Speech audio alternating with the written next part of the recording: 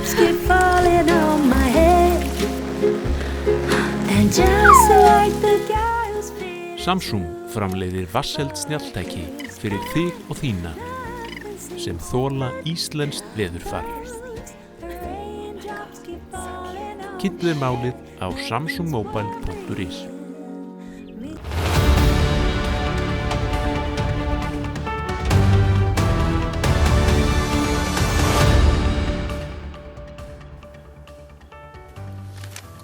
Komið sæl og blessuð og velkomin í Spursmál, föstudaginn 8. maí. Það alltaf verið vitlaust í pólitíkinni, enda rétt rúm vika í kosningar. Við ætlum að fjalla það hér á eftir með góðum gestum sem reyndar innanhúsfólk hér á Morgunblaðinu, Andrés Magnússon og Andrea Sigurðardóttir. Þau þekkja þessi mál í þaula og þau ætla að fjalla fréttir vikunar vítt og breytt leið. Mér langar að nefna við ykkur hér í upphafi að við heldum áhugaverðan viðburð í gær á vinnustofu Kjarvals þar sem Dr. Hannes Hólmsteinn Gissurason, prófessor emeritus, fjallaði John Stuart Mill og bók hans Frelsið. Hannes nokkuð gagnrýninn á kenningar Mills en það kom ekki að sök. Fundurinn var afar vel sóttur, troðið út úr dyrum. Nú, í þessu mánuði ætlum við hins vegar að taka fyrir bók úr allt annar átt og mun nýrri. Hún nefnist Stundmilli stríða, saga landhelgismálsins 1961-71 eftir Guðna T. Jóhannesson, fyrrum forseti Íslands. Ég ætla að setjast niður með Guðna síðan í lok mánaðar og félagar í bókaklúbbnum munu fá nánari fréttir það þegar líður á mánuðinn. Áður en ég ræði við Andrés og Andreu pólitíkina, þá fáið þið yfirlit frá henni Ásthildi Hannesdóttur það hvernig pólitíkin blasir við okkur á samfélagsmiðlum. Sjáið þetta. Nýr GLC frá Mercedes-Benz. Alrafmagnaður lúxus með alltaf 715 km drægni. Forsala hafin. Askja. Samsung kynnir nýjan Galaxy S26 Ultra. Meira frelsi, meira næði. Can you do this? Kynntu þér málið á samsungmobile.is. Klæddu bygginguna í stíl með álklæðningu frá Límtré Vírnet. Íslensk framleiðsla, nýsköpun og áratuga þekking. Kynntu þér möguleikana á limtrevírnet.is. Skaðabætur, miskabætur, sárabætur, sjúkrabætur, slysabætur, uslabætur, þjáningabætur. Bótaréttur.is 520 51 00. Vantar þig bílavarahluti? Á Polsen.is finnur þú bílavarahlutina út frá bílnúmeri.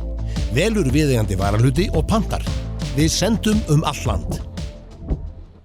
Polsen.is. Þegar 3/4 af dreyknuðinum blandaðu þá með því besta. Tívertrygg. Hér hjá A4 húsgögnum bjóðum við upp á fjölbreytt úrval skrifborðsstóla við allra hæfi. Endilega kíktu til okkur í heimsókn við Skeifuna 17 ef þið vantar frekari upplýsingar.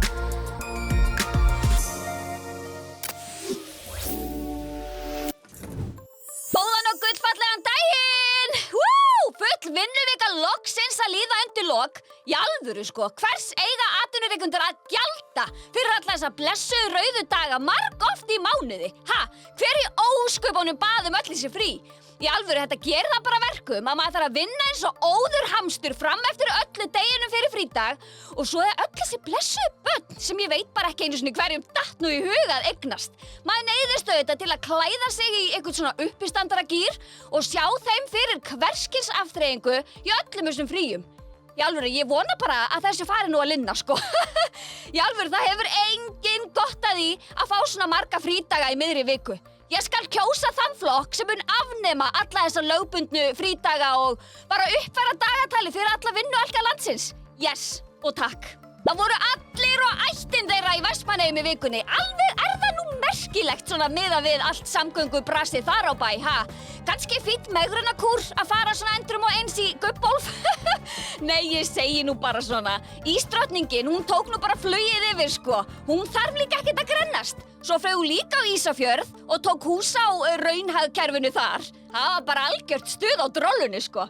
Halla Hrund lét sig ekki vanta í lundarhlaupið í Eyjum síðustu helgi, fór sko heila 20 kílómetra sko.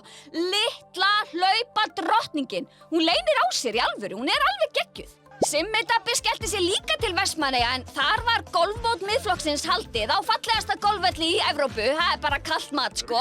Sjáu þið þessa glæsilegu hægri sveiflu hjá kallinum?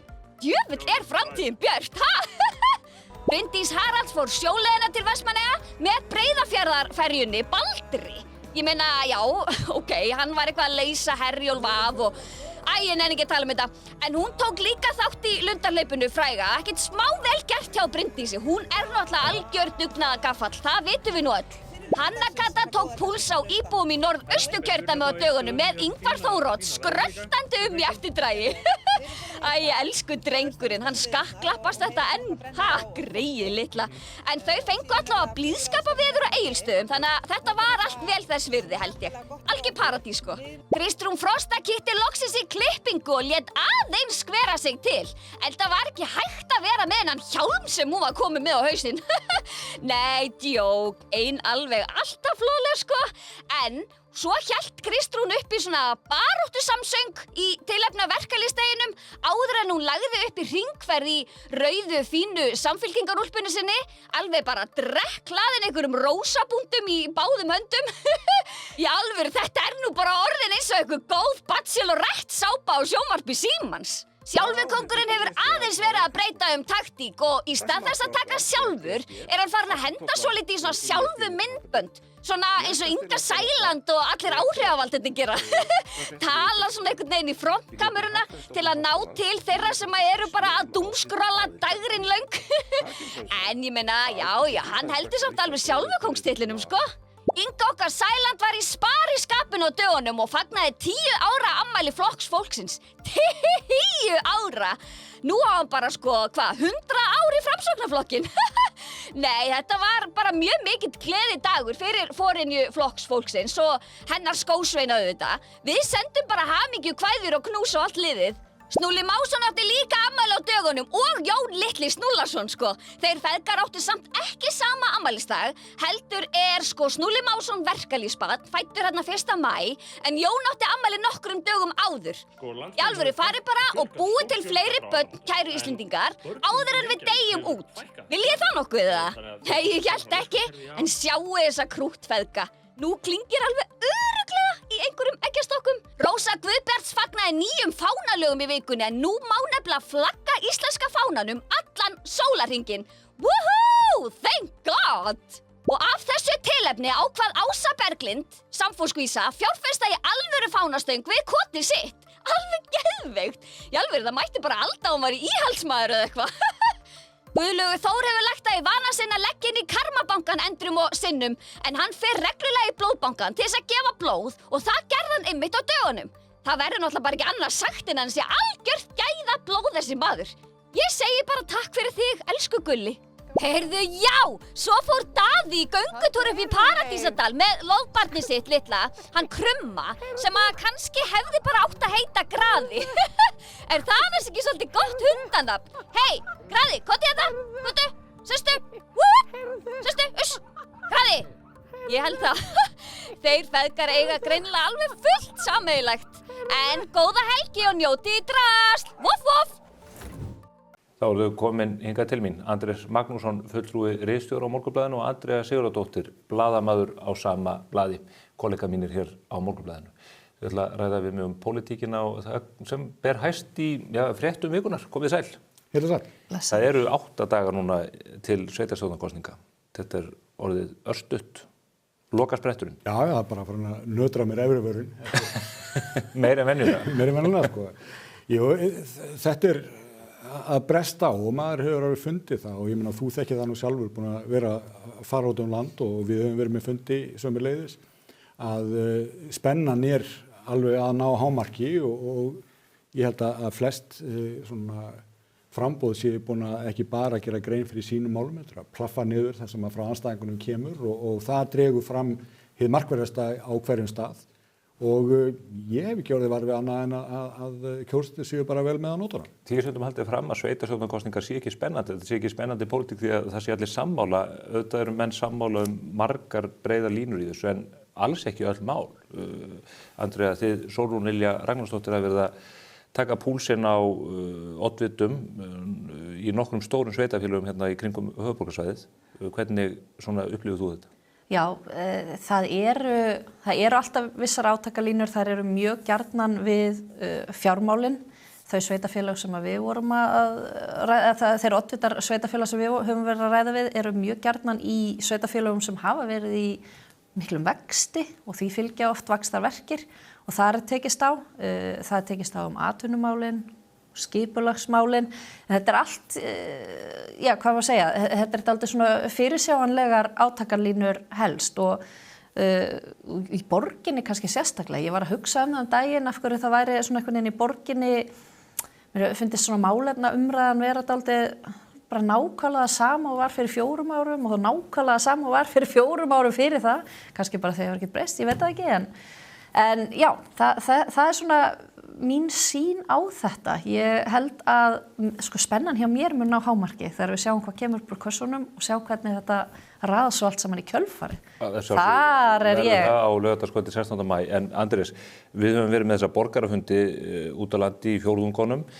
Er þetta ein stór innansveitakrónika eða er þetta umræða og samtal sem á erindi við allan almenning? Ég spyr kannski ekki síst út af stóra sundlugarmálinu á Akureyri sem við upplifum svo skemmtilega miðvikudaginn. Auðvitað eru summál sem eru algjörlega bara lokuð inni á hverjum stað. En eins og nafna minn kemur inn á að viðfangsefnin eru oft hins sömu, fjármálinu augljóslega og skipulagsmál og allt þetta sem að þarf að vera fást við á hverjum stað. En maður sér það nú líka á mörgum af þessum stöðum að þetta snýst ekki bara málefni, þetta snýst líka mennina og í hvaða fólki kjósluð treysta til þess að gera hlutina.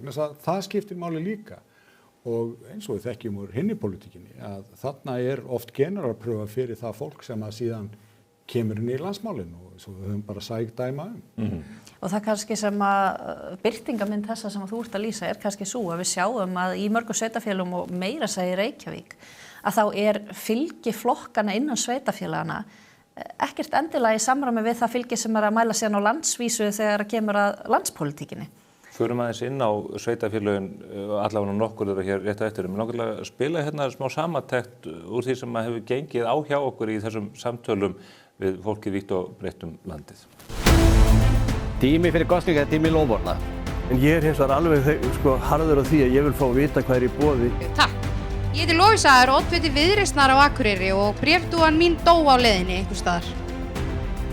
Það er eiga það til. En þetta snýst fólk líka. Það er eingöngu fólk. Já, þakka það fyrir.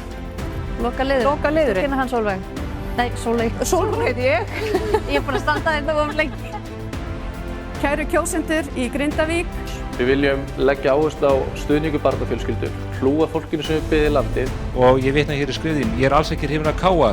Ég hef oft pælt í þess að ég tel mig vera fullorðinn mann og ég á 3 börn, en þetta hatur á káa er eitthvað sem ég hef gaman að. Mér finnst það hluti af þessu öllu. Þetta er inngróið í okkur. Mín upplifun er svo að Þór hatar káa meira en káa hatar Þór. Er ekki erfitt að vera í pólitík á Akureyri og hata helminginn af bæjarfélaginu? Góð spurning.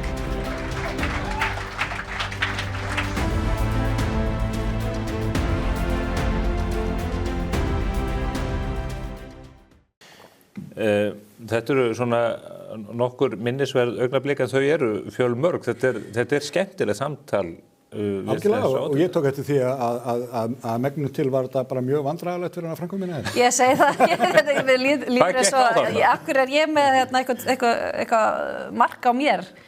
Ég meina þú bara manst ekki hvað samstagsfólk þitt heitir? Manstu hvað ég heiti? Nei, ég man ekki eins og hvað ég heiti. Hvað margir butar? Nei, þetta er svo sem, ég ætla nú ekki að fara að kvenka mér yfir þessu, en ég held að það sé ekki minna álag á fjölmiðlunum sem taka þetta alvarlega en frambjóðunum sjálfum. Nei, ég meina, hvað ert þú búin að aka mörg þúsund kilometra? 5.600 kilometra. Já, það sér það, sko. Það stór sér á mér. Það stór sér á þér og bílnum. Það er ekki nema að vona maður fái smá heila blóðfallin á milli í þessu öllu saman. Þetta er ekki tekið út með sældinni að vera að fara á milli sveitafélaga og þó svo að máluminn séu sumhver svipuð. Þá er það ekki að hjálpa okkur sem hefum að vera að spyrja og hérna byrju var hitaveitan komið í lag hér eða var það í næstu sveit. Þetta verður flókið núna í síðustu vikunni þegar við erum síðan að fara inn í þessar oddvita kappræður hér á mbl.is á höfuðborgarsvæðinu. Þar eigum við eftir að mætast stálnist inn og þar erum við svolítið að spyrja ekki ósvipum mál og það nálægð kragans við höfuðborgina sjálfa og það allt sko. Ég meina þetta kemur allt heim og saman og það líka eins og við höfum nú séð bara á síðustu vikum að Kristrún Frostadóttir forsætisráðherra hefur nú verið að blanda sér í sveitarstjórnarmálin með svona meiri krafti heldur en menn eiga kannski að venjast yfirleitt. Tek fram að það ekkert af því, hún formaður síns flokks og þetta hjálpar hann til. Hún byrjaði að gera það í Kópavogi en svo færði hún sig yfir í Fjarðabyggð. Ég var fyrir austan og menn eru allt annað sáttir við það að hún sé að plaffa niður meirihlutann í Fjarðabyggð sem hefur verið að gera ákveðnar breytingar á leikskólamálum þar. Hún plaffar ekki niður meirihlutann í Reykjavík sem stendur sig svona ægilega vel í þeim efnum. Hún talar helst ekkert hann. Nei, og það bara eins og það og Samfylkingin Reykjavík reyndar í svona ákveðnum bara sko innri vandamálum en mér finnst fróðlegt að sjá hvernig Kristrún svona stilti sér upp sem sko ekki bara leiðtoga jafnamanna hérna á landsvísu heldur í einstökum sveitarfélögum tiltekin mál þar að segja að hún fór að ræða leikskólamálin sérstaklega eins og þetta þau væri afskaplega vel heppnu í Reykjavík sem að ég held að sé umdeilanlegt en aðalega til þess að gagnrýna Kópavogsmódelið svokallaða sem að má örugglega deilum en hérna það engin hryllingur á ferð sko en maður hefur svona velt vöngum í því hvort að hún sé í raun og veru að bara stilla Ásdísi Kristjánsdóttur bæjarstjóðar upp í vegg til þess að gera framtíða keppinauti í lífi leitt vegna þess að ég held að það blasir öllum að Ásdísi framtíðakona í stjórnmálum á landsvísu. Ég hjó eftir að hann frændi minn hérna notaði orðið umdeilanlegt hvort að leikskólamálin í Reykjavík var í góðu lagi. Mér langar bara að kalla eftir því getur nefnt eina manneskju sem hefur lýst yfir ánægju sinni með stöðu leikskólamála í Reykjavík. Nei, ég hef leitað lengi. Já, og leitin heldur áfram. Hér á Morgunblaðinu. Förum aðeins onni í einstaka slagið. Stóri slagurinn auðvitað höfuðborgin sem langstærsta sveitafélag landsins. Þar eru mjög skýrar átakalínur og hafa lengi verið innan flokkana meðal annars líka núna sem við erum að sjá koma upp á yfirborðið. Hvernig staðan í Reykjavík með kannanir og með það sem þið heyrið? Ég held að hún sé alveg afskaplega hvigg og við höfum séð sko hvernig Sjálfstæðisflokkurinn hann reisti sig mjög mikið fyrir nokkrum vikum svo lét hann aðeins undan síga þegar að meðal annars sko framboð Samfylkingarinnar kom fram kristallast eftir þann slag sem var í gangi sem var mjög blóðugur sko. en það eins og Pétur Martinsson hafi ekki alveg fundið sig í sínu hlutverki þannig að hann hefur ekki alveg verið að skila því sem ég held að margir hafi vænst svona allavega hans megin í lífinu en sömuleiðis að þá hefur þetta orðið held ég til þess að styrkja Hildi Björnsdóttur og Sjálfstæðismenn vegna þess að við höfum horft upp á núna að undanförnu að miðflokkurinn sem að sótti á Sjálfstæðisflokkinn hann hefur verið að gefa eftir Ari Edwald hefur ekki reynst vera alveg jafn samfærandi í öllum málum eins og menn væntu kannski en ég held að aðalmáli sín það að kjósendur í Reykjavík átta sig á því þetta slagorð Hildar strax að það á kannski við að það sé núna sem að menn þurfa að taka einhverjar ákvarðanir það hvort menn vilji skipta gír í Reykjavík það sé að halda áfram á þeirri braut sem að Samfylkingin markaði meira og minna áratugum saman eða hvort þeir að fara einhverja aðra leið og að þar sko mun Hildur njóta þess að hún getur svolítið sagt núna í síðustu vikunni sko ef þið kjósið mig ekki þá bara fer þetta eins og vanalega. En Andri segir að menn telji að Pétur hafi kannski ekki skilað því sem vænst var. Pétur hafði ekki hún eina móða. Þeir eru að skila hér bullandi tapi eins og nær alltaf leikskólamálin í klessu, gríðarlega óánægja víða út af þessum fyrirætlunum með breytingar á Suðurlandsbrautinni og þrengingar á gatnamótum.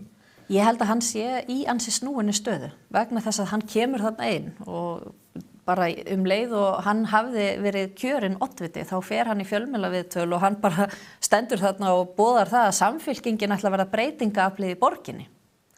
Samfylkingin sem hefur verið við völd síðustu áratugi í borginni. Verði breytingaaflið á því sem að Samfylkingin hefur verið að gera. Ef hann hefði verið að mæta með nýjan og ferskan lista til leiks að þá væri það mögulega eitthvað sem hann gæti verið að kynna út á við með einhverjum trúveruleika. En þegar Heiða Björg Hilmisdóttir, núverandi borgarstjóri, í öðru sætinu og Skúli Helgason, í fjórða sætinu, þá hann bara með þennan farangur fortíðarinnar með sér á lista og þá getur hann illa verið sá sem ætlar að standa þarna og selja það með einhverju trúverðum hætti gagnvart borgarbúum að hann sé að fara að breyta einhverju. Ég held líka vandinn fyrir Pétur svolítið sá að hann nýgræðingur í þessu. Þannig að hann hefur ekkert verið svona aktífur í pólitík þannig séð áður. Kemur þetta fram sem nýji maðurinn og hann segir ég ætla að kynna breytingar. Og breytingin það byrja ég. En þegar hann spurður einstök mál, að hann segir að við þurfum að breyta héraðskonar hlutum á sama tíma og félagar hans á listanum eru ennþá inn í borgarráði að framfylgja gömlu stefnunni. En þegar hann spurður eins og ok, og hvað það? Að þá byrjar hann bara að tala, þú veist, allt sem Dagur B. gerði var frábært og hérna í samgöngumála bara, þetta frábært og ég vil bara fara þessa leið hinna. Kemur í ljós, þetta allt gamla leiðin. Þannig að hann hefur ekkert náð að benda á hvað nákvæmlega það sem hann vill breyta annað en það hver á að vera með keðjunum hálsinn.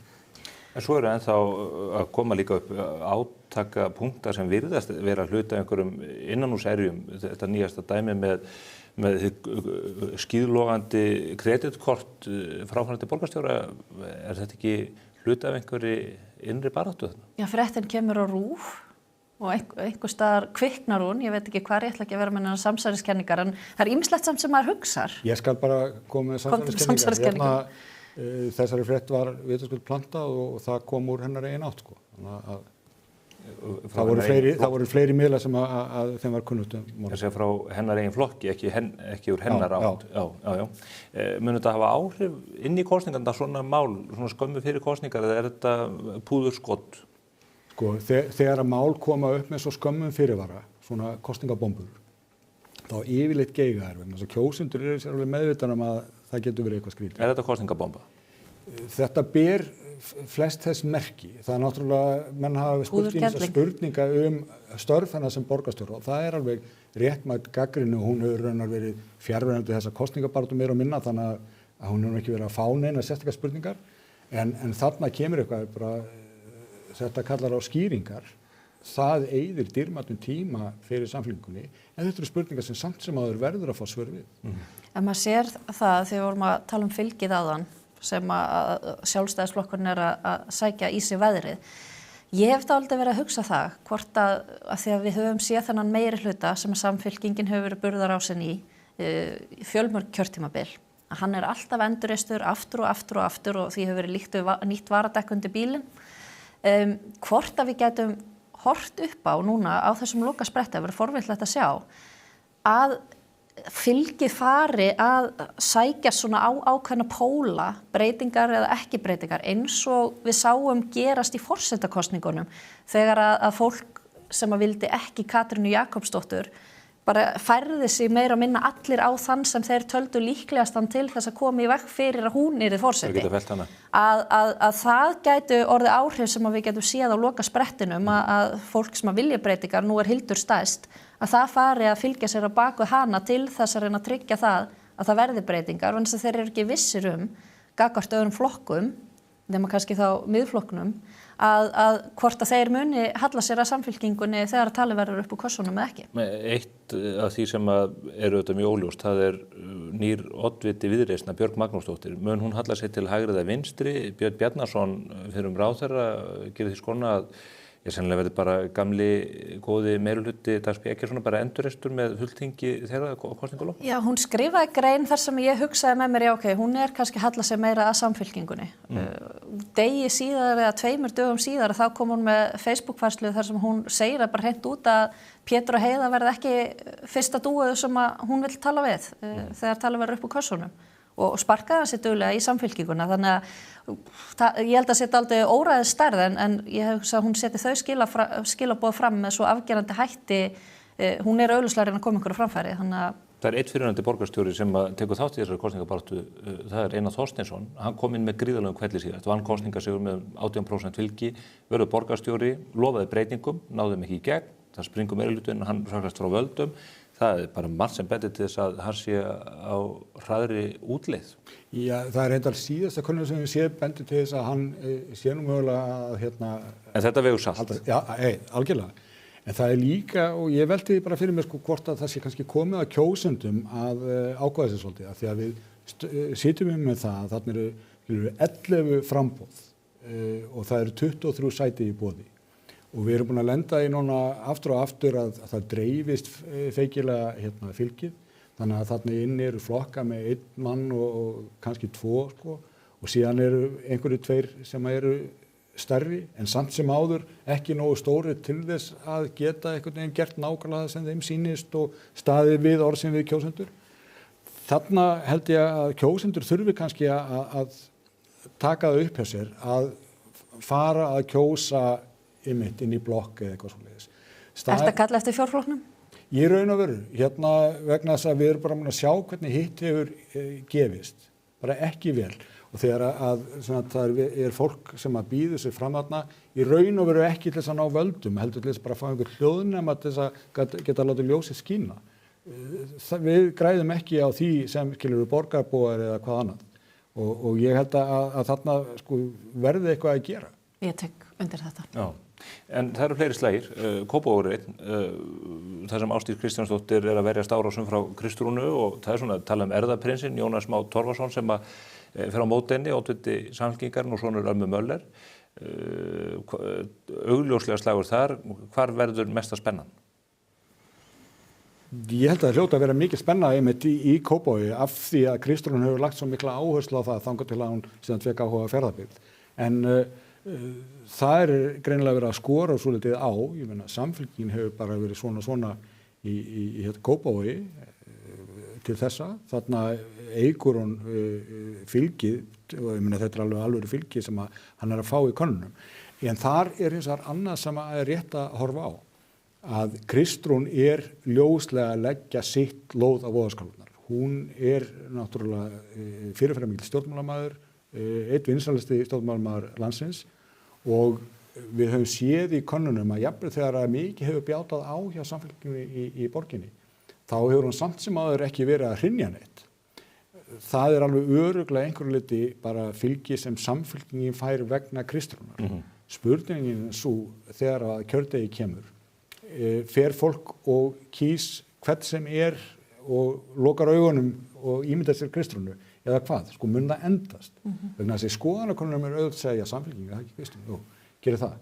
En þegar þú ert komin í kjörklefann og það er einhver Jónas Már sem að þú þekkir kannski eða kannski ekki eða þú kemur inn í Reykjavík og það er einhver Pétur Martinsson og þú veist nú ekki mikið en þú veist allt Heiðu og ert ekki viss.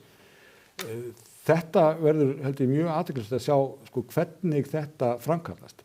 En ef þetta lukkast hjá Kristrúnu, þá er hún alltaf bara í virkilega fína málum sem Íslands fremsti stjórnmálamaður. Það verður mjög áhugavert í Kópavogi, það er sótt, nú sitjandi bæjarstjóri fyrir Sjálfstæðisflokkin, Ásdís Kristjánsdóttir, það er hart sótt að henni bæði frá Samfylkingunni og líka frá Miðflokknum. Samfylkingin segir að hún sé of mikið eins og Miðflokkurinn og Miðflokkurinn segir að hún sé of mikið eins og Samfylkingin. Það er vandlifað. Það er vandlifað. Já, veistu að mér hefur sýnst að þessar árásir á Ásdísi, hún hafi ekki tapað þeim. Það hefur svona náð að skerpa umræðuna svolítið og hún hefur líka náð að sýna betur bara úr hverju hún er gerð. Hún alltaf er vinsæll bæjarstjóri og svona það gustar aðeins af henni og hún sko er ekkit hrædd við það að takast á svona málum. Mér hefur sýnst hún bara að gera það býsna vel. Ég sá að Steinunn Ólína lofsamaðan á Facebook. Já, það sá valinkunni hægri maður. Og Sólveig Anna Jónsdóttir hefur blandað sér í þessu umræðu líka, tekur hart á forsætisráðherrann fyrir gagnrýnina. Já, hún er ánægð með Kópavogsmódelið. Hún Sólveig Anna. Þetta er áhugaverðar átakalínur. Við munum fylgjast áfram með þessu, eins og þú segir, það eru oddvita kappræður og fleiri upptökur sem við erum að birta núna næstu dagana og við verðum þetta með puttan á púlsinum hérna alveg fram á kosningum. Oddvita kappræðurnar í Reykjavík verða svo hér hjá okkur á föstudaginn næsta, ekki rétt Andrés? Jú. Þá nú aldrei öllu til tjaldað. En við reyndar erum að reyna að koma til móts við kjósendur. Að því leit til að það verði ekki allir frambjóðendur hjá okkur í oddvita kappræðunum saman. Við tökum helminginn og síðan taka Andrea og Sólrún við restinni. Sólveig, Sóldís. Já. Fleiri mál í pólitíkinu auðvitað, ég ætla að ræða hér á eftir við Pavel Bartoszek og Diljá Mist Einarsdóttur Evrópumálin og sérstaklega út frá starfi utanríkismálin þetta þingsins sem í brennidepli núna. Hvernig sýnist ykkur þetta lít út? Andrés, þú skrifaði eina eða tvær fréttir að undanförnu þessi mál. Jú, sem sé, það var utanríkismálanefnd lagði fram gagnabeinir og upplýsingabeinir til bæði utanríkisráðherra og forsætisráðherra og utanríkisráðherra skilaði sínu fyrst. Það var bæði samskiptayfirlit yfir það við hvaða utanríkisráðherra og framkvæmdastjórnarmenn í Evrópusambandinu og svo framvegis hún rætt við á hvaða tíma og hvað. Og sömuleiðis fylgdi talsvert af gögnum varðandi þessa þjóðaratkvæðagreiðslu fyrirhuguðu. Svo kom nokkrum dögum seinna frá Kristrúnu, það var reyndar bara þetta yfirlit yfir 14 fundi rétt, sem hún hefði átt og á þessu kjörtímabili, en ekkert meira og mjög stuttarlega frásagt. Það sem blasir við sérstaklega af því sem frá utanríkisráðherra kemur það að það var eiginlega bara varla búið að mynda ríkisstjórnina þegar hún var komin af stað. Eins og munið, hún var mynduð bara rétt fyrir jól 2024 og 13. Það er bara búið að halda einn ríkisstjórnarfund á þessu tíma, en á 13. Þá Þorgerður Katrín bara farin af stað, komin í símann og byrja að ræða við sína kollega út í heimi og sækja fundi og gera og græja að þetta sé allt saman að koma. Það sem þetta kannski full ákaft hjá henni miðað við það var eftir þetta sem var rætt, að það ætti bara að spyrja þjóðina, það ætti ekki gera neitt meira, en hún var komin alveg á yfirsnúning. Svo gerist eitthvað núna í janúar síðasta að þá í staðinn fyrir að það eigi að kjósa 2027 eins og alltaf hefur talað og maður sé reyndar örla á því að það kunni að vera kviknuð svo hugmynd strax þarna í vetrarbyrjun fyrir áramótasönsi. En hún ætla að vera að svara því áfram opinberlega spurð að hún sé að horfa á vorið 2027. Hún í byrjun, 8. janúar held ég að sé í frétt RÚV haft eftir henni að hún sé að horfa á vorið 2027? En hún aðeins þarna í vetrarbyrjun aðeins að byrja að svara því döflegar að það sé nákvæmlega það. En svo gerist eitthvað þarna í janúar virðist vera og þá segir hún að hún ætli einhvern að fara af stað fyrir með þetta. Það gerist aftur 7. janúar núna í ár. En viku síðar þá kemur endurskoðuð þingmálaskrá ríkisstjórnarinnar og þá ekki neitt það. Þannig að þar var greinilega einhver togstreita hvað þetta gerast. En á sama tíma þá utanríkisráðherra að tala við kollega sinna út í heimi, leita stuðnings þeirra við einhverju sem við vitum þó ekki alveg nákvæmlega stuðning við hvað. Og sömuleiðis hún í miklum samskiptum við stækkunarstjóra Evrópusambandsins og utanríkisstjóra sambandsins, þar sem að hún bara að fara yfir stöðuna í íslenskum stjórnmálum og skoðanakannanir með afstöðuna til Evrópusambandsins og hvaða efnislegu þætti þau að fara í til þess að láta viðræður í gang og svo framvegis. Allt þetta áður en það búið að segja þjóðinni frá því að það eigi að leggja til þessa þjóðaratkvæðagreiðslu á þessum degi og svo framvegis. Og þetta held ég sé mjög erfitt fyrir utanríkisráðherra núna af því að hún náttúrulega svo áköf í þessu öllu saman. En hún þá best til þess fallin að vera að semja við Evrópusambandið þegar hún greinilega bara að haldandi hendurnar á þeim allan tíma? Í janúar, núna síðastliðnum, að þá, samkvæmt þessu samskipta yfirliti, að þá komast valkyrjurnar 3, ríkisstjórnar flokka leiðtogarnir, að einhverju samkomulagi það að flýta þessu ferli. Þá að þjóðaratkvæðagreiðslan verði í ágúst, eða það leyti að minnsta kosti, en ekki vorið 2027. Og þetta eitthvað sem hún byrjar að ræða strax í janúar síðastliðnum úti í Evrópu. Svo kemur í febrúar 23. ef ég man rétt í Politico frétt að þjóðaratkvæðagreiðslan verði í ágúst. Þá töluvert gengið á Þorgerði Katrínu með það hvort að þetta standi skoðun, hvort að það sé verið að flýta þessu ferli og hún segir bara nei, það eina sem að liggur fyrir það að sem stendur ríkisstjórnarsáttmálanum að það verði fyrir árslok 2027. En á sama tíma hún að segja annað úti í Evrópu og það eitthvað sem að það sem ég skil ekki af hverju. Af hverju ekki þá bara koma hreint í dyrana og segja við höfum ákveðið að flýta þessu. hvers vegna máttu ekki segja það hér heima fyrir eins og hún gæti verið að segja úttala sig það í Evrópu. En lekindi Politico staðfesting á því að hún að skrafa þessa dagsetningu við kollegan úti. Já, þú veist, maður leiðir að því líkum. Miðað við það að dagana þarna á undan í febrúar hún að funda út á kvippin og kvappin og tala haustið 2026. Við sjáum ekki nákvæmar, það er svo stutt lýsing í þessari samskiptaskrá. Að maður hlýtur að leiða að því líkum að lekindi Politico og hann kominn út frá þessum fundum sem hún að eiga út í Evrópu dagana á undan. Þetta mál ekki búið, muni þessi Evrópumál ekki fara á einhvers konar yfirsnúning bara leið og sveitarstjórnarkosningarnar eru að baki? Ég held að blasi við að þau munu gera það vegna þess að máli heitt núna og menn hamra járni þegar heitt ekki satt. En menn hafa ekki nema kannski 2 vikur eftir sveitarstjórnarkosningar, mögulega 3 ár, til þess að fjalla eitthvað af Evrópumáluna viti áður en að hér leggst allt í dvala og menn bara fara austur í bústaðin eða suður til Kanari eða hvað það sem gera, stjórnmálamennir þeir láta sig hverfa og verða ekki til viðtals eða viðbragða og þá verða fjölmiðlarnir í raun og veru bara einir hituna að reyna að halda þeirri umræðu í gangi eftir sem undir. Þú fer ekki til sumarfrí? Ég fer ekki til sumarfrí. Við ferum ekki til sumarfrí. Ekki heldur. En síðan hugsa ég að það gerist nú bara eftir Vestlandamannahelgi eða eitthvað slíkt þegar að menn eru komnir í bæinn og búin að taka upp að þá fari þessi umræða aftur í gang. Það er að segja ef það lukkast hjá ríkisstjórninni að boða til kosninga á þessu tiltekna degi, það er nú ekki víst ennþá. Þeir þurfa að ná því gegnum þingið fyrir mánaðarlok. Já, og miðað við öll þessi vandræði og miðað við hvað utanríkisráðherra hefur, ég bara ekki unni máli vel eins og það að vera að gera afturreka af eigin stuðningsmönnum með spurninguna og svörin, hvort ekki hafi verið leiðandi. Það er ekki gott veganesti. Þannig að það gæti hugsast að það yrði bara mjög erfitt fyrir að ná þessari dagsetningu en ég held að menn verði nú ekkert verið settir þó að það yrði þá frekar kosið í september og október.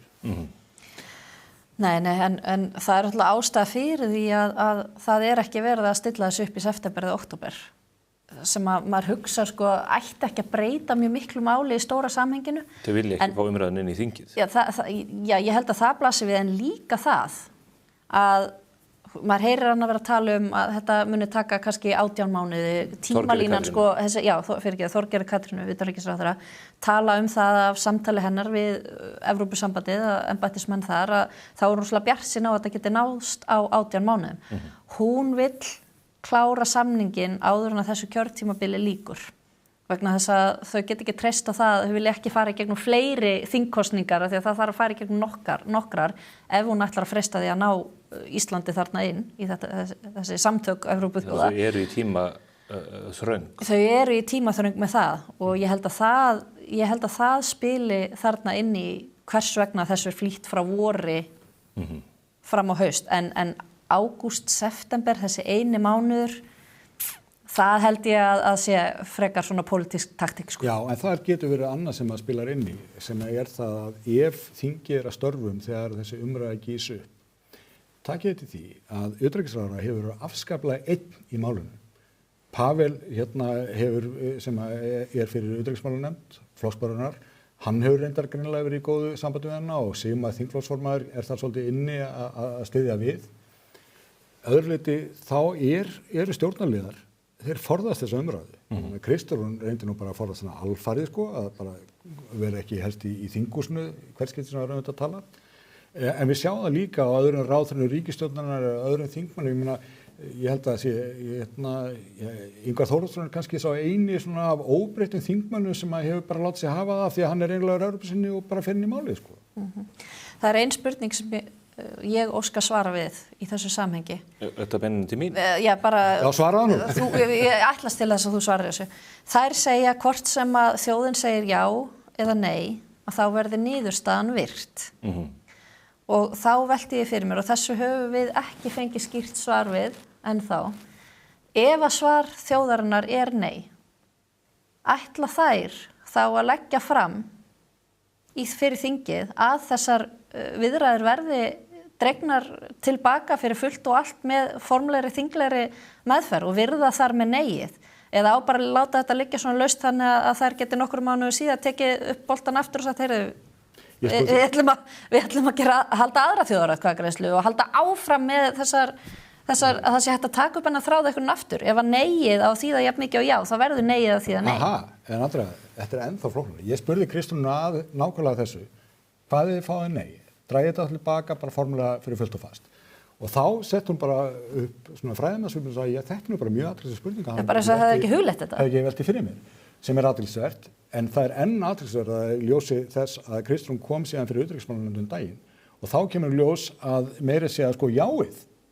Það er ekki á hreinu heldur vegna þess að við höfum alltaf verið að tala það að þetta veri í tveimur þrepum, það er að segja að þjóðin segir fyrst já við því að fara að tala og síðan þurfum þjóðin að segja já við samningi þegar hann er fram komin til þess að þetta ná allt í gegn. En Kristrún, hún útskýrði það að það kemur kannski já við viðræðum og síðan verður farið að semja og síðan kemur aðildarsamningur, þá ætlar hún að kíkja í pakkan og ákveða hvort hún ætlar að leyfa þjóðinni að kjósa henni eða ekki. Þannig að þá er þetta orðið þriggjaþrepa. Já, þannig að jáið þýðir ekki endilega að þjóðin fái að vita meira. Þjóðin, sko það að fá já þýðir ekki endilega já og það að fá nei þýðir ekki endilega nei. Og það er nákvæmlega þetta sem að fenæðinendin er búin að vera að vara við. Að það þurfa að vera algjörlega kýrt hvað gerist. Að öllum megi vera ljóst hvaða áhrif atkvæðið er að hvort sem það já eða nei hafi. Það er annað sem ég hef orðið vör við í svona þessari orðræðu sem að kemur frá forsætisráðherra, hún hefur breyst.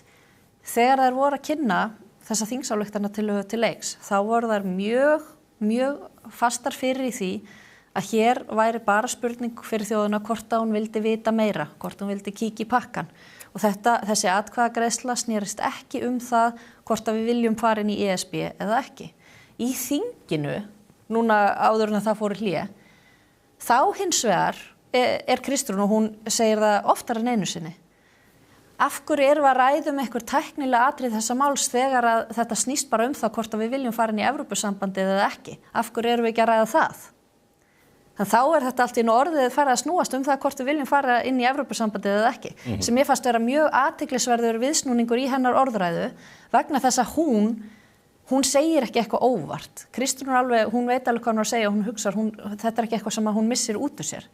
Þannig að hvað hefur gerst á baku tjöldin til þess að allt í einu er þetta farið að snúast það hvort við viljum ganga inn í Evrópusambandið eða ekki, það var mjög fróðlegt að vita. Já, það er samtidig svo merkilegt að það er engin einhvern veginn að tala fyrir málinu. Það er bara, þetta er ekki í pakkan, bla bla. Ég þarf að koma að stað hérna. Við höfum ekki meiri tíma fyrir þessu umræðu. Við ætlum að ræða Evrópumálin hér eftir örskamastund við tvo þingmenn, Páll Bartósvík og Diljá Mist Einarsdóttur. Það lítur auðvitað að starfi utanríkismálanefndar þingsins. Andrea Sigurðardóttir, Andrés Magnússon, þakka ykkur kærlega fyrir. Hlakka til að við ræðum með ykkur næstu viku að taka fyrir sveitarstjórnarkosningar. Já, sömuleiðis. Hinkrið við, þau eru hér handa við hornið, þingmennirnir tveir.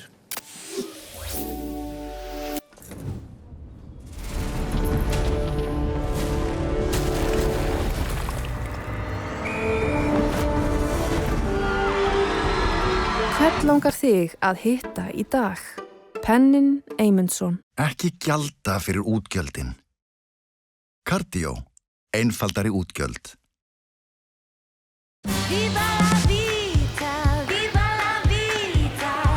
Peroni 0%. Alvöru ítalskt bragð. Skíavakt 365 vaktar Microsoft umhverfið fyrir þitt fyrirtæki allan sólarhringinn. Næsta skref er áfram. Næsta skref er Væs. Unikonta er öflugt bókhaldskerfi í skýinu. Einfalt í notkun og býður upp á endalausa möguleika. Unikonta.is. Heilskoðun hjá Intuens veitir ítarlegar upplýsingar stöðu líkamanns. Með segulómun er hægt að greina breytingar og frávik áður en einkenni koma fram. Með þessum upplýsingum getur þú tekið upplýstari ákvarðanir heilsuna þína. Kynntu þér málið á intuens.is. Lexus RX. Komdu og reynslögtu RX 450h Plus Plug-in Hybrid. Þín býður óviðjafnaleg upplifun. Lexus Kauptúni. Við þökkum Andrési Magnúsinni og Andreu Sigurðardóttur fyrir þessa yfirferð sveitarstjórnarkosningarnar og aðrar fréttir vikunnar. Hingað eru hins vegar komnir góðir gestir neðan úr Alþingi Það mikil umræða í gangi þessa dagana Evrópusambandið og mögulega Evrópusambandsaðild Íslands og þau eru á öndverðu meiði, Diljá Mist Einarsdóttir og Pavel Bartósek. Pavel auðvitað í Viðreisn og Diljá í Sjálfstæðisflokknum og Pavel leiðir utanríkismálanefndina og hún leyfi mér að segja, í eldlínunni þessa dagana. Velkomin bæði tvö. Takk fyrir. Kannski til þess að bara setja eða draga upp línu eða mynda því hvernig staðan akkurat núna í þinginu. Hvar málið statt, Pavel? Málið bara statt í utanríkismálanefnd og utanríkismálanefnd hefur þetta fengið mikið af gestum. Við höfum pantað sérfræðileg bæði frá Hagfræðistofnun sem bara mjög fróðlegt og efni til þess að fara vel yfir, síðan lagastofnun varðandi mögulega stjórnarskrárbreytingar.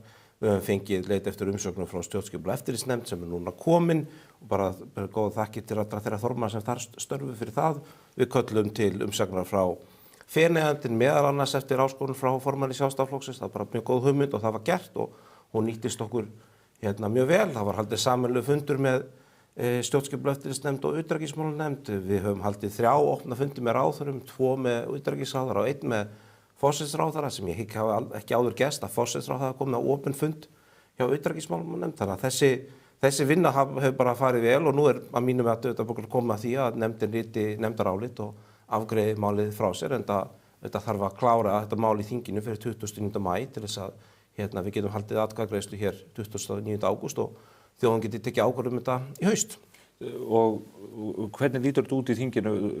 Verður spurningin óbreytt eða eru menn að svona, svo ég tali gott mál, mingla með þetta? Nei, það náttúrulega kom ábendingar frá landskjörstjórn og landskjörstjórn mætti fyrir stjórnskipunar- og eftirlitsnefnd og nefndin að mínum að var þetta mál ágætlega.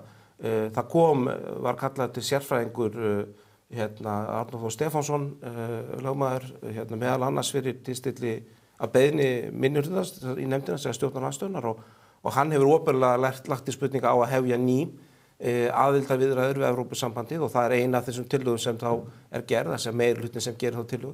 Þannig að mér finnst ef maður leitar eftir umsagnar stjórnskipunar- og eftirlitsnefndar á spurningur og fleiri og hún kemur með tillögubreytingu þá það gert til þess að hlusta síðan á það. Þannig að mér finnst mjög miklar líkur á því að spurningun verði breytt í þá veru og þá erum við kannski aftengja þessa deilu það hvort að það séu formulega umsóknar ríki eða ekki og enda það kannski ekki aðalmáli í þessu heldur einfallega hvort að stjórnvöld eigi að fá umboð til að standa í viðræðum við Evrópusambandið eða ekki. Og það verður þá spurningin sem þjóðin tekið afstöðu til með því að spyrja þá til dæmis á að hefja nýju aðildarviðræður við Evrópusambandið. Því það óumdeilt að slíkar viðræður fóru fram, samt óumdeilt að telja að þeim hafi verið endanlega slítið ekki. Diljá, hver staðan á þessu máli í þinginu frá ykkar sjónarhóli séð? Já, ég myndi segja að út frá þessara vinnu sem hefur verið í gangi og ennþá í gangi í utanríkismálanefnd að nú þurfi ríkisstjórnin og stjórnarmeirihlutin að fara að gera það upp við sig. Hvort það standi til að veita þjóðinni og þinginu eins miklar upplýsingar og mögulegt eða hvort markmiðið hreinlega að veita eins litlar upplýsingar og þau telja sig komast upp með. Því að við höfum verið í alveg ofboðslegum barningi fyrir nefndinni að kalla fram upplýsingar. Og það er rétt sem að Pavel fer hér yfir að við höfum fengið til okkar fjölmarga gesti og við höfum fengið álit og fengið ýmsum spurningum svarað, en fjölmörgum spurningum ósvarað. Og síðan hefur ekki gefist kostur á því að fylgja eftir spurningum, ekki til þess að spyrja frekari spurninga og þá með vísan alltaf til þess að það sé svo mikil tímapressa. Og við vitum það er algjört forgangsmál hjá þessum meirihluta að ekki vinna þetta mál vel og krefja þetta merkjar og bera upplýsingar á borð fyrir þjóðina sem auðvitað að taka þessa ákvörðun. Heldur bara að standa einhverja fyrirframgefna tímalínu. Alveg sama hvað viðfangsefni við fáum í fangið, hvaða svör við fáum og svo framvegis. Þannig að það finnst manni ótrúlega miður að nú sjáum við fram á það að sé verið að ljúka þessari vinnu að okkar mati án fullnægjandi umræðu, án þess að fjölmörgum spurningum sé svarað, að það standi út af gestakomur, það er búið að hafna beinum gestakomur, það er búið að hafna því að senda áfram upplýsingabeinir án þess að nokkur rök standi til þess, önnur en einhver svona geðþótti eða tilfinningamatt. Og mér finnst það miður, mér finnst það skiptir máli, okkar vinna gengur auðvitað út af það að safna saman upplýsingum og deila þeim síðan með almenningi. Og við höfum meðal annars verið að fá þau svör frá stjórnvöldum, við höfum sendt upplýsingabeiðnir, meðal annars atvinnuvegaráðherra, utanríkisráðherra og forsætisráðherra. Atvinnuvegaráðherra neitar að svara spurningum og það stendur ekki til að ganga eftir því. Og síðan hinir ráðherrarnir svara upplýsingabeiðnum okkar þannig að ýmist er verið að undanskilja gögn eða verið að veita okkur aðgang að gögnum og upplýsingum sem við megum síðan ekki nota, megum ekki miðla til almennings. Og ég tel að út af það gangi vinnan okkar, að miðla upplýsingum til almennings. Hversu eðlis eru þau gögn? Af hverju má ekki miðla þeim á? Það meðal annars, það annars vegar verið að undanskilja mjög stóran hluta gagna með vísan til þess að það séu vinnugögn í ráðuneytinu, sem ótrúlega sérstak nálgun hjá utanríkisráðuneytinu, sem hefur nú nýlega verið að einmitt afhenda vinnslugögn, skýrsludrög úr ráðuneytinu, en það var auðvitað gert í þeim tilgangi að koma pólitísku höggi á pólitískan andstæðing. Þá var hægt að afhenda gögn sem voru á vinnslustigi. Það er að vísa í skýrsluna sem Guðlaugur Þór Þórðarson lét vinna sem utanríkisráðherra. Akkurat, sem var afhent fréttamanni, þó hún væri á vinnslustigi, af því að með þeim skilaboðum að drögin væru afhent af því að þau taldust eiga erindi við almenning. En utanríkismálanefnd fær ekki slíkar upplýsingar, engar slíkar upplýsingar, af því að þær þá væntanlega eiga ekki erindi við almenning eða hvað. Og síðan fáum við engar frekar upplýsingar, við fáum bara svona útgefið yfirskrift yfir fundi sem hafa átt sér stað, við beðum svona heildstætt málayfirlit yfir mál sem að tengjast frekar samvinnu við Evrópusambandið. Við fáum bara tilbúið yfirlit frá utanríkisráðuneytinu sem er búið til fyrir þessa upplýsingabeiðni. Við fáum engar fundagerðir, engar punkta, engar einhliða frásagnir, ekkert slíkt. Ekki nema við undirgöngumst það að skoða þetta í einhverju leyniherbyggi, einhverju leynimakki og megum síðan ekki nota þær upplýsingar og miðlandi þjóðarinnar. Og til þess þetta leikurinn gerður. Þetta er dálítið önnur mynd sem að Diljá dregur upp, Pavel. Hvernig bregstu við þessu? Sko ég kannski segja til að byrja með að ég kannski bjóst ekki, þó ég sé svona maður sem vinnur almennt að því að reyna að ná sem breiðustu sáttum hluti, þá játa ég það, í upphafi þessum árs þá hafði ég hóflega væntingar til þess að við myndum ná saman með þann hátt að allir myndu vera að telja að málið væri fullbúið til afgreiðslu. Það bara þannig að Diljá, og ég ber bara fulla virðingu fyrir því, þetta í flokki og margir aðrir sem eru á móti því að Ísland gangi í Evrópusambandið og eru þar á móti því að það séu stigin kannski skref í þá veru og ef það á að stíga þau þá markmið sjálfur sér að það taki sem lengstan tíma til þess að ríkisstjórnin fái sem minnstan tíma á þessu kjörtímabili til þess að vinna sínum málum. Mér langar reyndar bara aðeins að koma einu litlu að því að í tengslum við þetta var frétt í blaðinu ykkur á þriðjudaginn þess efnis að nefndin hafi hafnað beiðni samskipti við Evrópusambandið, samskipti Evrópusambandið íslensk stjórnvöld og viðhorf Evrópusambandins til þess hvað já í atkvæðagreiðslu myndi þýða. Það fyrrnefnda á við rökastyðjast, það síðarnefnda bara rangt og ég hef rætt það við blaðamenn ykkar og ég hef ekki séð neinlega leiðréttingu. Þetta ekki stærsta mál í heiminum, mér langar bara koma svo að. Það var vissulega hafnað upplýsingabeiðni til Evrópusambandsins en ekki, við höfum aldrei verið beðið um leit eftir viðhorfum Evrópusambandsins. En af hverju höfnuðu þessari beiðni ekki svona upplifunin svo að menn telji ykkar megin víglínunar að það þurfi bara að fá já eða nei og að ferlið í kjölfarið muni leiða fram upplýsingar og gögn fyrir almenning í landinu. Hinum með viljunum að segja menn við þurfum að fá fyllri mynd af því hvað þetta felur í sér og við höfum sannarsagna á Morgunblaðinu lent í dálítlum vandræðum með forsætisráðherrann og utanríkisráðherrann í þessu efni. Þær vilja helst ekki svara með efnislegum hætti spurningum frá okkur. Ég held reyndar að það liggi nokkuð ljóst við hvað muni gerast ef að niðurstaða verður já, það verður bara haldið ríkjaráðstefna þar sem Ísland aftur tekið inn á lista yfir umsóknarríki og í kjölfarið farið fram viðræður sem geta vonandi staðið 18 mánuði til 2 ár og í kjölfarið verið til aðildarsamningu fyrir þjóðina. En mér langar samt bara að velta einu fyrir mér að því að hvar voru óskir fenefnd að opna fundi og allt þetta þegar Gunnar Bragi Sveinsson sendi eitt bréf til þess að ákveða að Ísland yrði ekki lengur umsóknaraðildarríkjum. Hvar voru kröfur það að lagastofnun kæmi til, hvar voru kröfur sérfálit, yfirlit yfir samskipt við Evrópusambandið. Mér finnst það lítið skrítið að það kemur að því að leyfa kjósendum í landinu að taka ákvörðun það hvort við stígum þetta skref, þá þurfum við að skríða í gegnum alla heimsins hringi, en þegar það var tekin ákvörðun að draga tilbaka niðurstöðu þingsályktunar með einföldu bréfi til Evrópusambandsins, þá var utanríkismálanefnd ekki eins og höfðu meira á. Svo má Böll bæta með því að benda annað verra. Þetta miklu verra. Þetta bara annað mál. Við erum að velta fyrir, þetta hlutur sem að gerðist fyrir áratug síðan. Nú erum við í þessum aðstæðum núna og við erum að velta vöngum yfir því hvort að við höfum nægilega miklar upplýsingar. Þeir sem segjast vilja fara í Evrópusambandi segja við verðum að fara í þess aðildari viðræður því við vitum ekki hvað það felur í sér að gangi í Evrópusambandi, við vitum ekki hvað er í boði. En á það ekki einmitt líka við þessa ákvörðun sem við stöndum frammi fyrir í lok ágúst að það er mjög mikilvægt að svara spurningum til dæmis afstöðu Evrópusambandsins til þess hvað það feli í sér ef við segjum já í ágúst. Ég held reyndar að svo afstæða hafi nú komið fram ég meina í sameiginlegri yfirlýsingu sem var gefin út þess efnis að við líta á Ísland sem okkar aldur sem verður gild og góð sem þýðir þá við þurfum þá ekki sækjum aðelda nýju og þá geta bara aðelda viðræður hafist. Mér finnst það dálítið skýrt hvað það var það. Samt þarf ríkjaráðstefnuna. Já, ég held að það fari bara vel á því sko. En það er þá bara skýr tímalína sem hefur komið fram í upplýsingarbeiðnum sem hefur sent til íslenska stjórnvalda og þessu hefur verið mjög vel svarað. En aftur, sko, kannski var eitthvað með hugmyndum að utanríkisráðherra spurja Evrópusambandið hvað því fyndist að vera samkilega aðeins að því, það bara kom engin slík beiðni fram. Ég vil bara árétta að það gerist aldrei, sko.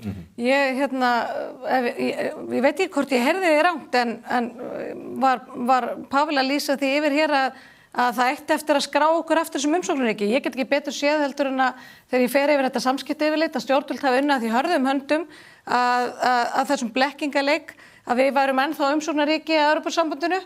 Eins og var allt í einu afstaða stækkunardeildar Evrópusambandsins eftir leynifundi sem ekki var greint frá hálfu utanríkisráðuneytisins þrátt fyrir að fréttatilkynning hefði verið gefin út fundi í Brussel. Þá var einn fundur undanskilinn sem var með stækkunarstjórunum. En mér langar aðeins til þó þetta sé örugglega óbúslega leðilegt að hlusta á þetta. Það langar mér samt að spyrja bara af hverju vill meirihluti nefndarinnar minni frekar en meiri upplýsingar. Ég reynilega skilja það ekki og mér finnst svo ósanngjarnt, mér er svo lélegt, mér er svo léleg pólitík að stilla þessu upp þannig að það sé þannig meirihluti nefndarinnar sem vilji ganga inn í Evrópusambandið og minnihluti sem vilji það ekki. Það bara liggur fyrir. En það liggur líka fyrir að við erum að fara í þessa risastóru þjóðaratkvæðagreiðslu sem varða framtíð landsins. Og þá er bara verkefnið okkar það að afla sem mestra upplýsinga og miðla þeim til almennings. Og ég skil hreinlega ekki þetta viðhorf. Ég skil ekki þegar við erum komin hérna á lokametrana samkvæmt fyrirfram ákveðinni tímalínu að sé verið að fella niður fund, að sé verið að hafna frekari gestakomum, að það sé verið að hafna upplýsingarbeinum, hafna því að spyrja Hagfræðistofnun 3 framhaldsspurninga, bara nei. Það var sendt út vörðskjal í mars og það skal standa. Og reyndar í apríl og ég vil bara taka Aftur í apríl? Já, ég vil reyndar taka fram að því að svo bara, ég sannfæri kannski ekki einhvern hluta ykkar áhorfenda en það var samt þannig að 13. apríl þá var gefin út tímalína hvaða gestir myndu koma inn á fundinn, það var gefin frestur til að bæta við, hvað komum margar óskir viðbóta gestakomur? Engin. Það var meira að þannig að það var gert ráðfyriráætlun fyrir aukafundi til að taka móti fleiri gestum, föstudaginn eftir sumardaginn fyrsta, aukafundur þar sem við gert ráð fyrir 6-8 tíma slotti til að taka viðbóta gestum, sáfundur var sannarlega felldur niður vegna þess að það kom engin ósk frá Sjálfstæðisflokknum eða stjórnarandstöðunum að taka viðbótar gesti á þessum tíma. Af hverju gerðu það ekki til fyrst að það orðið stórt mál fyrir ykkur núna að geta fengið fleiri gesti? Það lýsir þessu eins og einhverju starffræðiþraut sem þú ert bara búin að leysa og þá er bara svarið komið. Já, ég átta mig á því. Það er þannig. Ég átta mig því. Herðu Pavel, það gengur út á það að búa til eitthvað plan gesti, tikka síðan í bóksinn og bara klára málin. Nei, það gengur ekki út á það. Svo færðu gesti, það vakna einhverja frekari spurningar, einhverja frekari vangaveltur og þá viltu kafa dýpra ofan í eitthvað eða fá frekari gestakomur. Og ég ætla að nefna eitt dæmi. Hagfræðistofnun kom á fund nefndarinnar ekki fyrir í seinustu viku og í samtali við Hagfræðistofnun þá vöknuðu frekari spurningar og það voru ekkert umfangsmiklar, við fengum bara ekki fullnægjandi svör, því var hreinlega svarað að það væri ekki til upplýsingar eða eitthvað slíkt og við óskum eftir því að það væri sendar 3 framhaldsspurningar. Svarið er nei. Hefðum við átt að kokka þessar spurningar upp áður en við vorum búin að fá svörin frá Hagfræðistofnun, áður en þeir voru komnir á fund nefndarinnar 13. apríl. Þetta algjör fásinna. En er það ekki rétt metið, Pavel? Nú hef ég ekki setið erlega í þingnefnd, en þetta hlýtur að vera lifandi ferli þar sem að spurningar vakna og hlutirnir gerjast. Ég ekki endilega sammála þetta verklag. Við svona byrjum bara einhvern tímann að sjá hvernig hlutirnir þróist. Nei, ég meina, það verður líka, það er líka hluti af vöndu verklagi að hafa eitthvað plan og reyna, standa við það. Ég meina, svo ég nefndi Hagfræðistofnun. Það var þannig að ég lagði til að við myndum leita til Hagfræðistofnunar. Ég lagði til 3 spurningar við Hagfræðistofnun. Minnihlutinn kom á sama fundi 6 viðbótarspurningar. Ég ákvað að setjast niður með fulltrúum minnihlutans, búa eins til, kokka þessu saman, talaði sér við Hagfræðistofnun hvað væri raunhæft að svara á þessum skammatíma sem við höfðum. Úr urðu 8 spurningar sem voru sendar sameiginlega með atkvæði meirihlutans og Sjálfstæðisflokksins til Hagfræðistofnunar, svo brást Hagfræðistofnun við og svaraði þeim. Ef að Hagfræðistofnun svaraði ekki spurningu sem utanríkismálanefnd spurði ekki, þá er skrítið að koma núna og segja að það vantar fleiri svör. Við verðum að halda einhverju áhættun í hér. Hverjir eru gestirnir, þannig að áhorfendur áttu sig á því, sem að þið myndu núna vilja fá fyrir nefndina en búið að banna ykkur ekki? Við höfum sérstaklega nefnt það Ernu Bjarnadóttur sem hefur nú mikið til málan að leggja. Hún var boðið fyrir nefndina, hún var með 2 umsagnir í málinu, annars vegar eina persónulega og hins vegar bara fyrir hönd félagasamtaka. Hún kom fyrir nefndina bara fyrir hönd félagasamtaka og það átti ekkert við alla sem að sendu svona 2 umsagnir. Það er annars vegar hún og síðan hins vegar Birgir Ármannsson sem skilaði umsögn nokkrum dögum eftir að rammi sem var gefinn til þess að skila umsögn barst. Þannig að það voru þetta er ekki langur listi af því að það er verið að líka stilla svo þannig upp að sé verið að tefja málið. Við höfðum tímaslott á þriðjudaginn, bara auðan tíma til þess að eyða. Við hefðum getað hitt þessa 2 aðila þá. Við hefðum getað komið okkur saman framhaldsspurningar og gefið skamman fresti þess. Þessu var einfaldlega öllu hafnað og fundunum var aflýst og ég spyr bara aftur, af hverju vill meirihlutinn minni frekar en meiri upplýsingar í þessu máli? Ég finnst þetta bara bera aðeins keima því sem hefur verið verklagið að og var svipað kannski þegar kemur að veiðigjöldunum að bíða með allar upplýsingarnar, beiðnir, alveg þangað til í lokin og segja síðan já það vantar fleiri það lá fyrir hverja við myndum bjóða á fundi nefndarinnar. Erna Bjarnadóttir henni var ekki búið því að hún kom sannarlega sem fulltrúi heimsýnar og ef að þær 2 umsagnir eru bornar saman þá er svona mjög margt sem líkt með þeim. Þannig að Erna fékk langan tíma sem fulltrúi félagasamtaka að koma á fundnefndar og það var almennt ekki reglan að þeir sem sendu bæði umsókn í einu nafni og síðan sem félagasamtök væri boðið í hvort tveggja. Eina undantekning var því Ögmundur Jónasson en hann kom fyrir sem heimsýn og líka sem ráðherra, hann var ráðherra í ríkisstjórn á þeim tíma sem þessu umsókn verið getið síðast, þannig að það þótti nú mjög eðlilegt að það yrði gert. En eins og segi, það var vitað hverjum verið boðið. Ef að það hefði komið ósk, það var plan. Ef það hefði komið ósk, þarna í byrjun apríl, það er alla gestakomulega fyrir það yrði bætt við aðrum að sjálfsögðu hefði orðið við því. En ég bara velta fyrir mér, var fólk sofandi þá? Það er ekki hægt að... þú sofandi á þessum fundum? Vaknaði engar frekari spurningar, engar frekari vangaveltur? Það er ekki þér að svaka mér, þetta er kannski þínum kjósendum sem búast væntanlega við að þú standið vakt í þessu máli, af hverju mjög skýr og ákveðin tími sem er gefinn til þess að bæta við gestum var ekki nýttur í að fá eina gesta komið viðbót, ekki eina.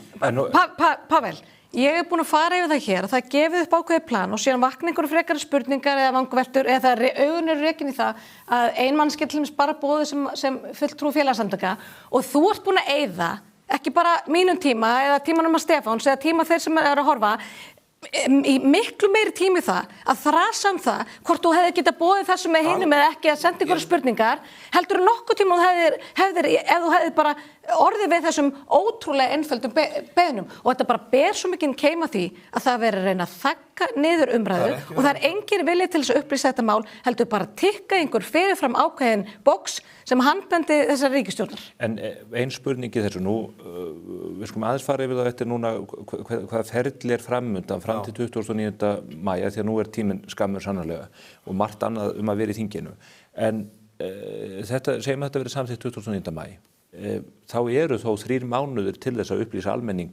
Það er ekki eins og að öll upplýsingagjöf eða upplýsingaveitan sé öll í gegnum þingnefndin og annað í þeim dúr. Er stór skaði skeður þó að þessu sé hleypt í gegn menn fara að undirbúa atkvæðagreiðsluna og þið rísið þá undir þeim skildum sem að þið teljið að ykkur hvíla upplýsingagjöfina til almennings bara áfram. Já, gott þú skuli nefna þetta. Í fyrsta lagi, þá hefur aldrei verið gefin fullnægjandi skýring á því af hverju liggur svona svakalega mikið á. Þegar og ef við samþykkjum málið 29. maí, að þá höfum við 12 mánuði til þess að halda síðan þjóðaratkvæðagreiðslu. Þannig að það hefur aldrei gefist fullnægjandi skýring á því af hverju þessi af hverju þetta ofboðslega mikið stress og en auðvitað rennur það aðeins í ljós fyrir manni þegar maður fer yfir samskipti við litur og maður sé hvað þetta er búið að vera í byggja lengi. Þetta er náttúrulega, já. Af hverju ekki bara 29. september? Prinsipið þarf kannski að vera að það er alltaf hægt að segja af hverju ekki viku síðar og svo af hverju ekki viku síðar eftir það. Þetta er á miðju sumri. Þetta er ekki á miðju sumri. Og það hafa borist athugasemdir við það, bæði fyrir landskjörstjórn og Feneyjanefndinni. En við spurðum reyndar landskjörstjórn hvort þau treysti sér þess að bæði halda atkvæðagreiðslu og að standa upplýsingagjöf á þessum tíma og svarið hvort tvekja er já. En það verður erfitt. Nei, þeir sem var fylgdu áskorunni. Og Feneyjanefndin líka, áskorun. Já, en sko, hvoru þess aðalega gerir rauninni einhverjar meira átt að fyrir. En af hverju svona mikilvægt? Má ég reyna að svara af hverju mér finnst, sko, ég get ekki sagt að, hálfu vika til og frá skiptir meginmáli í þessu. En grundvallarinn sem ég finnst skipta máli af hverju þetta farið fram fyrir seinna, að sko það ríkisstjórn núna sem myndi þá fá umboð til að fara í þessa viðræður og mér finnst eðlilegt að hún fengi tíma til að láta þær hefjast og láta eitthvað koma í ljós sem skiptir máli. Ef við drögum þetta alveg undir lok kjörtímabils þá er líklega fátt hægt að gera annað en að bara skalla saman ríkisstjórn, taka okkur á lista og þá kemur bara kosningar og þá kemur bara ný ríkisstjórn og hún getur haft einhver allt aðra skoðun á málinu. Það sem mig langar til að nefna, Páll, bara út frá því hvernig þetta blasir við mér sem fjölmiðlamanni. Nú er ég búin að vera að fara landið að ræða við fólk sveitarstjórnarkosningar og það fer mikil orka í þau mál eðlilega. Við erum að fara að velja fólk til þess að stýra sveitarfélögunum hringinn í kringu landið. Því lýkur núna 16. maí og þá er það ferli sem hefur staðið holt og bolt kannski 4-5 vikur eins og kosningabarátta fyrir sveitarstjórnarkosningar almennt gerir. Síðan kemur inn á sumarið og fólk er að fara erlendis, fólk er á fótboltamótum og sólarströnd eða hvað það er. Og síðan kemur atkvæðagreiðslan strax ofan í það. Þetta er ekki heppilegt upp á umræðuna að geta haldið efnislegri umræðu málið gangandi.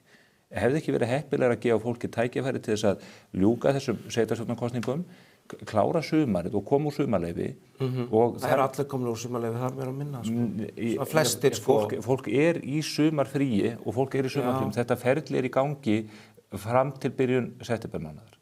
Þannig að ég bara spyrja, hver eru rökin fyrir því að gera þetta akkurat á þessum tímapunkti? Ég skil rökin að ríkisstjórnin þurfi að hafa góðan tíma og umboð til þess að það er mjög efnislega sterk röksemd. En hún er ekki sterk röksemdi fyrir að þetta þurfa að gerast í enda ágúst þegar menn er að kvenka sér undan því að það sé erfitt að halda uppi efnislegri umræðu málið. Rauninni held samt svona... Páll, sko, Silfrið á RÚV er í sumarfríi. Þessi þáttur hér átt að vera í sumarfríi vegna þess að þessi þjóðmálaumræða, hún leggst af yfir sumarið. Ekki öll, sko. Ég held að eftir verslunarhelgina þá svona kikkar ýmislegt í gang. En sko... Hvað, hefur þú ekki verið á Íslandi síðust liðin sumur? Jú, ég hef verið á Íslandi og mér finnst sko, við svolítið tala fyrst sem þingmenn að einhvern veginn, það sé bara allt við blúsandi sumarfrí 29. ágúst. Þá er alltaf þessu menntaskólar byrjaðir, það er mjög gott, það er bara ekki verið tími, janúar vonleystími fyrir kosningar, sko. Já, en ef þú ert að spyrja mig, hvort að prinsipið myndi brotna algjörlega, ef þessu er líka þetta um viku, þá að sjálfsögur er það ekki þannig. Ég bara, sko, leikurinn er bara skerður. Af hverju er þessi tímasetning valin? Hún er bara valin að því að við viljum hafa þetta fyrir heldur en seinna og mér finnst að mörguleiti líka, sko, leið og það liggur fyrir áður en þing kemur saman. Ég meina, utanríkismálanefndin hafa fullt að gera ef það kemur já. Skilu. Ef að það liggur fyrir ákvörðunin hvort að þjóðin hafi áhuga því að veita ríkisstjórn umboð til að fara í aðildarviðræður eða ekki, þá stjórnar það dálítið mikið þingstörfun næsta haustþingi. Þannig að það eru allt önnur mál sem við þurfum að fara í ef við fáum já en ekki. Ef að niðurstaðan myndi koma í nóvember til að miss, þá er orðið miklu minni tími til þess að bregðast við einhver hlutum. Þannig ég held að það séu bara þessi rök líka bara ágætt. Já, nú með kenningum þessa tímasetningu, hún er einmitt til þess fallin að það verði ekki mikil efnisleg umræða og á það er held ég ríkisstjórnin að treysta af því að bæði Feneyjanefndin og landskjörstjórn hafa gert athugasemdir og hafa áhyggjur þessari tímasetningu. Pavel svarði því hér að vika eða 2 til eða frá eru ekkert stóra máli í þessu efnum, en það væri stóra máli hins vegar varðandi framkvæmd meðalans atkvæðagreiðslunnar, varðandi upplýsingagjöf og annað. Þannig mér finnst að blasa við að þetta sé einmitt til þess fallið að þagga niður þessu umræðu. Og mér langar að nefna eitt annað í þessu samhengi, varðandi tímasetninguna, þegar þú spurðir af hverju er ekki bara hægt að vinna í þessu eftir að þið samþykkju þetta. Ef við horfum líka á tímalínu hjá þinginu, hvernig þingi starfið, það er áætlað, mér langar að segja, það er eitthvað kringum miðjan júní að sé áætlað að þingi ljúki störfum. Þingi verður síðan ekki að störfum á þessum tíma þegar þjóðaratkvæðagreiðslan fer fram. Það þýðir það að vakna upp spurningar hjá þjóðinni á þessum tíma þegar hún er að gera upp hug sinn, sem að gerist væntanlega, það einhverja vangaveltur komu upp, þá er engin vettvangur til þess að stjórnvöld siti fyrir svörum, að þau verði að koma og þingi og gera grein fyrir þessum málum. Ég veit ekki hvort það var hægt að leysa það þannig að þing kæmi þá hreinlega bara saman í ágúst. Pavel gerir væntanlega ekki athugasemdir við það væri kannski bara einhver lausn, það hefur nú fordæmi fyrir því að þing komi saman eftir Verslunarmannahelgi til þess að leysa ákveðin mál. Getur utanríkismálanefndin ekki haldið fund? Utanríkismálanefndin getur komið saman náttúrulega hvenær sem er, hún er þess eðlis og ég ætla ekki að taka afstöð til þess að kalla saman þingina, það náttúrulega bara auðvitað hægt að gera það bara með óskum ákveðins fjölda þingmanna, sko. Þannig að ef spurningin er þessi, sko, þá er það þetta ákveðin lausn, sko. En ef það vaknar stóra spurningar, segjum bara miðjan ágúst þegar það fer að styttast í atkvæðagreiðsluna, við erum líka með bara fjölmiðla og við erum með fyrst fleiri vettvang. Er þessi ríkisstjórn velur sér fjölmiðla til að tala við? Kemur til dæmis ekki hingað? Ég er nú bara hér og ég held ég sé nú nokkuð duglegur að mæta í flestu viðtöl og mun auðvitað bara vera fastur í fjölmiðlum allan ágúst. Þú ert til fyrirmyndar í þessu, en framganga utanríkisráðherrans og formannsins þíns er fyrir neðan allar hellur. Er til skammar? Nú herti halda þessu fram. Varðandi, sko, atkvæðagreiðslan ákveður að segja, það er einn lögbundinn frestur sem sagt varðandi tímasetningar í stjórnarskránni og það eru forsetakosningar, það eru settar á mitt sumar. Þannig að það er, sko, ef við einhvern veginn höldum við fram að mitt sumar sé vonlaus tími til þess að kjósa, þá hafa stofnfeður Íslands ákveðið að velja þann tíma sem eina tíman sem var svo góður að þeir ákveða að festa niður forsetakosningar þeim tíma. En tökum annað atriði sem varðar þingstörfin. 29. maí er lykildagssetning í þessu efni. Er einhver hætta við að þessu skoli til? Óttist þið einhvers konar málþóf eða eitthvað þrugl í stjórnarandstöðunni sem valdi því að þið verði gerð afturreka með þessa tímasetningu? Ég finnst kannski dálítið, ég veit ekki hvort ég geta mér til hvort fólk ætli sér að beita málþófi til þess að koma í veg fyrir að þjóðin geti tekið ákvörðun þennan dag. Ég meina það er kannski, ég ætla bara að sjá hvernig það verður þar að því kemur, sko. Ég myndi nú halda ekki, ég meina allar að jafna það þannig að þjóðaratkvæðagreiðsla er tæki sem nota þegar að stjórnmálamenn sjálfur get ekki tekið ákvörðun. Þannig að það er oft þannig, sko, ef menn eru búin að koma í algjöra þröng í þinginu, þá segja, ok, förum bara í þjóðaratkvæði. Nei, menn þetta aldrei. Hvað segirðu? Hvenær hefur það gerst?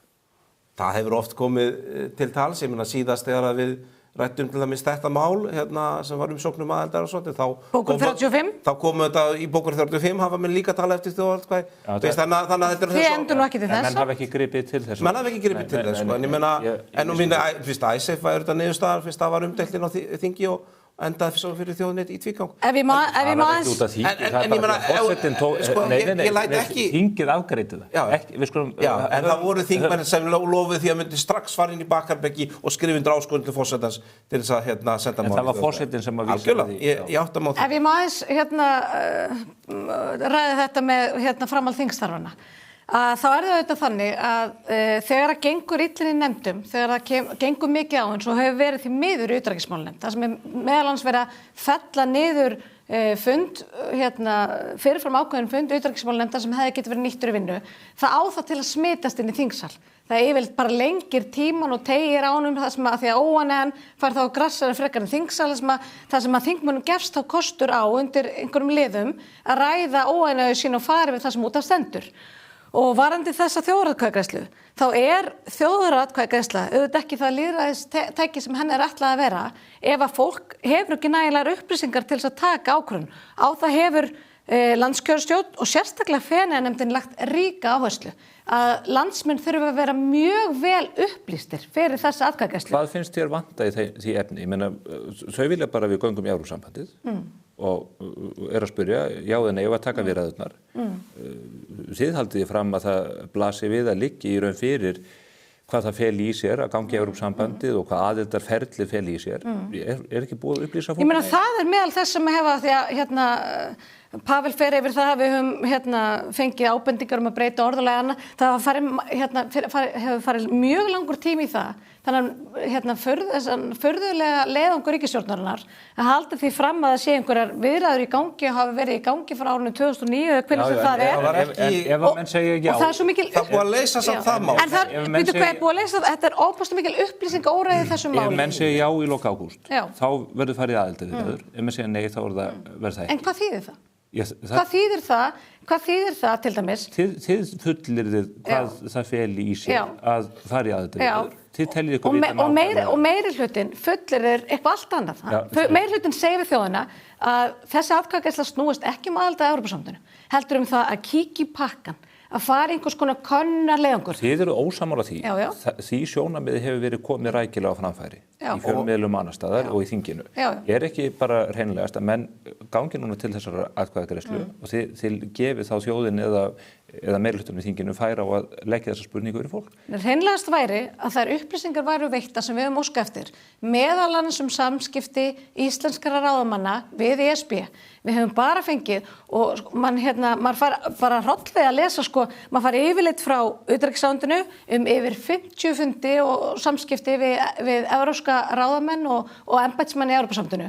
Og þetta er vel að merkja, hreinskrifa yfirleitt. Þetta er eitthvað sem er búið til í utanríkisráðuneytinu.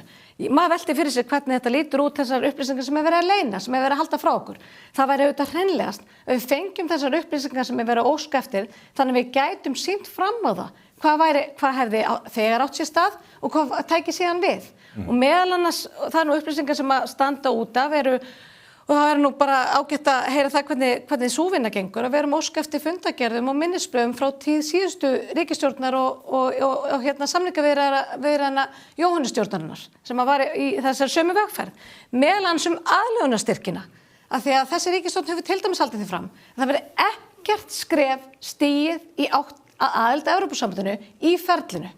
Og þá höfum við verið að benda á það að í síðustu aðildarviðræðum hafi verið veittir 8 milljarðar til íslenska stjórnvalda til aðlögunar að Evrópusambandinu. Það hefur verið fátt um svör. Það blasir við, Pavel, að þegar að jáið kemur í lok ágúst, þá byrjar íslenska stjórnkerfið að laga sig að Evrópusambandið. Evrópusambandið lýsir aðildarferlinu almennt með nákvæmlega þeim hætti. En mér langar ekki að taka fram að því að það er ekki kosið aðild að Evrópusambandið, það er kosið viðræður. Fenanefndin er ótrúlega skýr í þessu ef það lesað álit. Það blasir við. Að við höfum alls ekki láta í veðri vaka að sé vera kjósum aðild. Þetta eru viðræður aðild að Evrópusambandið. Aðild að viðræður. Það er alveg ljóst að það var eitt af því sem kom fram. Ég tek bara undir þetta, Pavel, mér finnst hitt vera orðhengisháttur. Það er að segja að auðvitað snýst þetta viðræðurnar. Og við vitum að við þurfum að fara í stjórnarskrárbreytingar til þess að geta orðið aðilar að Evrópusambandinu. En þú hlýtur að viðurkenna að þegar að þetta fer í gangi í lok ágúst, segir þjóðin já, að þá byrjar stjórnkerfið að laga sig að stofnunum Evrópusambandsins. Evrópusambandið lýsir því sjálft yfir hvernig þetta gengur fyrir sig og við höfum þá reynslu frá 2009-13. Já, og það líka þá reynslu að í einhverjum hlutum var það ekki bara landbúnað, þannig þá var sameinuðu skilningur að það yrði ekki ráðist í að koma hér upp einhverju kerfi til að greiða út styrki og laga það allt saman að kerfi nema að við tækjum síðan endalega ákvörðun að ganga í Evrópusambandið. En á öðrum sviðum byrja menn að laga sig að kerfi. Já, en við erum að laga okkur að regluverki Evrópusambandsins alla daga í gegnum meðsamningin. Já, en það kemur fram í svari utanríkisráðuneytisins að hluti af verkefninu í aðildarviðræðunum er að þýða 50.000 síður yfir íslensku. Það er ekki gert bara til þess að prófarkarlesa íslenska texta. Það er vantarlega vegna þess að menn eru með því að laga kerfið. Og ég skal segja strax, og ef okkur bjóða styrkir til þess að gera það, þá munum við þiggja þá. Það er bara alveg klárt. Það er engin ástæða til þess að láta þessar viðræður sem eru metnar á kannski 1-2 milljarðar í kostnaði, að ef við fáum eitthvað mótframlag frá hinum samningsaðalunum Evrópusambandinu, þá verður það þegið. En svo finnst mér dálítið... En býtum við bara, er það ekki hluti af sjálfsvirðingu okkar í aðildarviðræðum við Evrópusambandið að við berum bara þann kostnað sjálf? Nei, ég myndi segja að ef við getum gert... það er engin... Kristrún Frostadóttir segist að selja Ísland dýrt í slíkum viðræðum. Er ekki eðlilegt að menn standa á eigin fótum, er sé ekki að þykja fjármuni frá mótaðalanum í samningunum? Það finnst mér ekki. Mér finnst ef að og það verður þá bara að deila það, ef að fólk finnst rosalega mikilvægt að við sjálf borgum fyrir þýðingakostnað en við þykjum ekki styrki til þess, þá bara verður það að vera skoðun. Þetta var umdeilt síðast vegna þess að ríkisstjórnin var þverklofin 2009-13, það var bara einn stjórnarflokkur sem var alveg á móti því og þau ráðuneyti vildi ekki taka við fjármunum. Ég held að það er alltaf mín afstaða að ef við fáum já, þá og við bjóðast einhverjir styrkir til að lækka kostnað íslenska ríkisins við þetta ferli, þá sjálfsögðu munum við þykja þá. En mér finnst dálítið að því að við fengum ítarlegar spurningar frá Hagfræðistofnun og við erum mjög mikið að ræða formið og fólk vitur það ræða formið. Men það er líka nauðsynlegt, finnst mér í þessu til þetta ræða bara vaxtakostnað heimilanna. Ég meina, það kemur fram í skýrslu Hagfræðistofnun. Það er önnur umræða. Já, en ég finnst samt að vera einhvern veginn part af þeirri umræðu. Ég er ósammála því að það snúist formið, hvort að, og ég held að almenningur þurfa að vita að hversu miklu leyti við byrjum að laga okkur að kerfi sem við vitum ekki hvort að við ætlum að verða hluti af vegna þess að þeir sem ég verð að fara hringinn í kringum landið núna eins og ég myndist á að tala við fólk sem að velta þessu fyrir sér, fólk sem í pólitíkin innanlands og fólki sem á móti því að við förum inn í Evrópusambandið en til í að kíkja í pakkan eins og þið orðið það svo smekklega. Það fólk hefur eðlilega áhyggjur af því hvort að ákvörðunin í ágúst feli í sér að menn fara að breyta Íslandi í aðildarríki vegna þess að það sem að þetta fólk hefur áhyggjur af er að kerfið sem Evrópusambandið hefur byggt upp sé orðin dragbítur til dæmis á hagvöxt. Að því að Evrópa að dragast aftur úr í samanburði við Bandaríkin og Asíu og annað og það er umræða sem við þekkjum og dragskýrslan og annað. Eins og segir, mörgu þessu er velt upp og svarað í spurningum. Þannig að þegar þið segir, þetta er bara spurningum já eða nei og hvort við förum í aðildarviðræður, svo kemur bara í ljós hvort að við förum í Evrópusambandið ekki. En ef við förum í aðildarviðræðurnar og síðan verður það borið undir þjóðina, að þá erum við að einhverju leyti komin inn í Evrópusambandið eða búin að gera okkur að aðildarríki án þess að þjóðin hafi kveðið upp það endanlega, hvort að við séum að fara þannig eða ekki. Ég held að það hljóta vera tekið sama afstæði þessu máli og síðast að það verði ekki gera neina meiri háttar breytingar á íslensku stjórnkerfi sem eru ofta kræfar þegar áður en við göngum inn og stærstu málaflokkarnir sem standa út af að því að við erum og við vitum það, við erum, ég ætla ekki að deila prósentur, við erum í mjög stórum hluta að taka upp íslenskt evrópsregluverk gegnum EES-samning. 20%? Já, veist, ef þú horfir á þá kafla sem við opnum og lokum samdagust, þá var það meiri en þriðjungur, þannig að ekkert að því... Þetta eru bara upplýsingar frá utanríkisráðuneytinu? Já, þetta eru upplýsingar sem voru var kokkað upp vissulega á sinni. Kokkað upp af utanríkisráðuneytinu? Já, en veist, þetta er aftur... Þetta draga það í efa? Ég að draga í efa talan 11-13% sýnir raunhæfa mynd að því að hver stórum hluta Ísland hefur undirgengist evrópskt regluverk. Þannig að margt sem talað eru minni háttar ákvarðanir styrki til íþróttafélaga. Það er munur á þriðjungi og 13%. Já, það er sko manna bestu þetta fólk. En ég að segja að mjög stórum hluta erum við, ég meina, við opnum og lokum fullt af köflum, allt sem snýr að fjármálamarkaði sama dag meira og minna síðast vegna þess að þetta regluverk er bara þegar komið. Það er landbúnaður og sjávarútvegurinn, gjaldmiðlinn, tollamálin og síðan einhver önnur þannig mál sem standa út af hagtölu upplýsingar. Í landbúnaður finnst mér skýrt að við hefum ekki að fara í það að setja upp einhverjar stofnar, setja upp einhver regluverk og koma einhverju kerfi til að greiða út styrki til bænda eftir nýju fyrirkomulagi áður en þjóðin samþykkir aðildarsamning. Mér finnst það alveg skýrt. Í sjávarútvegi svipað. En það voru námið þeir kaplar sem voru ekki opnaði seinast af því að það var svo mikil tregða hér heima við að aðlagast Evrópusambandinu. Það var það sem þetta strandi á þá og einhver hluta vegna þá lýsa ráðherrarnir því núna og ríkisstjórnin, stjórnarmeirihlutin að þetta verði ekkert mál núna. Og þá auðvitað renna mann tvær grímur, hvort það sé kannski meiri vilji núna til aðlögunar. Og ég hef gert við það verulega athugasemdir og vísa bara til þingsályktunar til utanríkisráðherra að þar sé hreinlega óskað eftir bara opnu umboði, galopnu umboði, hún kemur bara fram hress og skemmtilega og komið með mér hennar leiðangur og við ætlum að kíkja í pakkan eins og þetta sé eitthvað léttvægt mál. Ég hef viljað setja þessu umboði mjög þröngar skorður og það hefur ekki verið ríkur vilji til þess í utanríkismálanefnd. Hreinlega að því ég treysti ekki þessar ríkisstjórn hvar af 2 samstarfsflokkar hafa þá yfirlýstu stefnu að gangi í Evrópusambandið á nokkura fyrirvara. Ég treysti þeim ekki til að fara í viðræður við Evrópusambandið með galopið umboð. Við höfum séð það á þessum stuttatíma sem að þessi ríkisstjórn hefur starfað, að hún hefur verið að þétta mjög raðirnar og stíga ýmis skref til þess að nálgast Evrópusambandið, meðal annars á sviði sjávarútvegs, á sviði varnarmála, án þess að þingið kæmi með neinum hætti að því.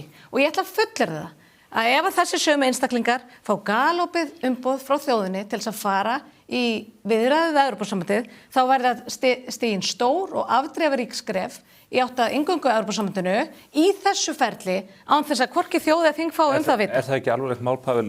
Það var birt könnun í Viðskiptablaðinu fyrir skemmstu sem sýnir að það er ótrúlega stór hluti þjóðarinnar sem að treystir ekki utanríkisráðherranum til að halda á hagsmunum Íslands í viðræðum þessu tagi.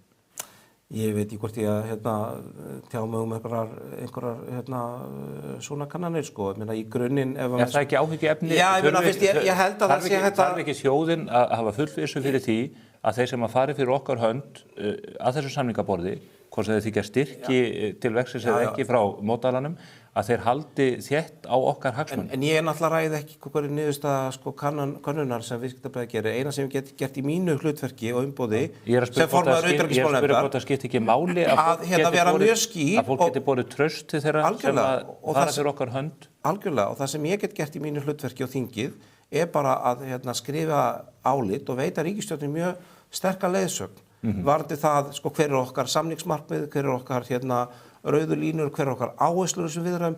Það var gert síðast að einhverju leyti og ég hef alltaf nálgast að mér finnst að það ætti líka að liggja fyrir þessar upplýsingar þegar þjóðin tekur sér ákvörðun í haust. Það verður mjög gaman að fylgjast með þessu. Ég hlakka til að fylgjast með ykkur í þinginu, leysa úr þessu máli og vonandi verður komin endanlega lausn í það hver sem hún verður 29. maí. Við verðum hér á vaktinni að ræða þessi mál í þaula fram til 29. ágúst eða lengur ef þörf krefur. Og ég þarf að fá ykkur aftur á svæði, meðal annars til að ræða gjaldmiðilinn og vextina og allt þetta, því að það er síðan hinn hlutin eða hinn hliðin á þessum peningum. Og hækkun vöruverðs, annars? Já, ég meina, Hagfræðistofnun segir að bara lækkun matarverðs verður 25-30% og Ísland neysluverðs getur lækkað 3% bara út af því. Ekki byrja. Jú, við skulum byrja. Við getum það ekki. Klipptu bara og byrja bara aftur. Við byrtum bara seinni hluta þáttarins í næstu viku. Nei, ég ætla að kalla ykkur aftur á svæðið, Diljá Mist og Pavel. Gangi ykkur vel í eitthvað mikilvæga störfum. Alltaf ánægja. Takk. Við erum hins vegar hætt í dag. Þetta hefur verið ágættur þáttur og þegar ég vona á öðrum þætti, kannski ekki með þessum sem við viðmældum í næstu vikum, það kemur í ljós. Ég ætla að benda ykkur á bókina sem við erum að taka fyrir núna í maímánuði. Við vorum með viðburði í gær á vinnustofu Kjarvals þar sem að Hannes Hólmsteinn Gissurarson, prófessor emeritus, ræddi frelsið eftir John Stuart Mill, frábær fundur og fullt hús. Nú er það bók eftir fyrrverandi forseta Íslands, Guðna T. Jóhannesson. Þetta er bók sem nefnist Stund milli stríða og fjallar sögu landhelgismálsins á árunum 1961-71. Það er ekki öll sagan en mjög áhugaverður hluti hennar og þetta er bók sem á erindi við okkur, ekki síst þegar við erum að ræða hagsmuni og hagsmunagæslu Íslands á alþjóðavettvangi. Góða stund.